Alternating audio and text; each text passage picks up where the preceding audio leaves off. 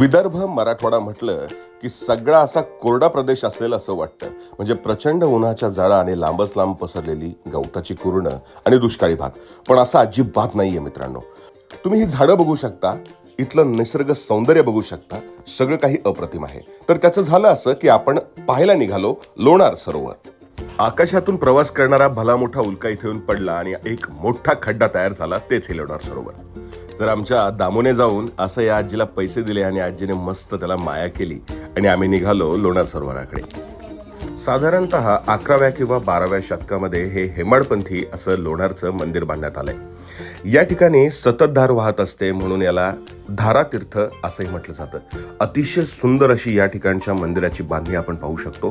Interlocking सिस्टीमने या ठिकाणची दगडं एकमेकात जुळवून हे सुंदर असं हेमाडपंथी मंदिर बांधण्यात आलेलं आहे. येथील ही जी काही धार आपल्याला पाहायला मिळते ही 12ही महिने वाहत असते. पौराणिक कथांनुसार श्रीरामाने आपल्या बाणाने ही धार या ठिकाणी उत्पन्न केली असं म्हटलं जातं. तर हे सुंदर असं हेमाडपंथी मंदिर आणि या ठिकाणी आपल्याला बाळ विष्णूची मूर्ती देखील फार सुंदर अशी पाहायला मिळते. ऐतिहासिक, सांस्कृतिक, भौगोलिक आणि खगोलशास्त्रीय महत्त्व लाभलेलं हे लोणारचं मंदिर एकदा तरी आयुष्यात नक्कीच पाहायला हवं. हा सुंदर असा लोणारचा सरोवराचा परिसर बघून डोळे मंत्रमुग्ध होतात. या ठिकाणी कोरलेल्या या दगडातील छोट्या आकृत्या काय आहे हे मात्र काही नीटसं समजू शकलं नाही. कुणाला माहीत असेल तर कमेंट करून नक्की सांगा.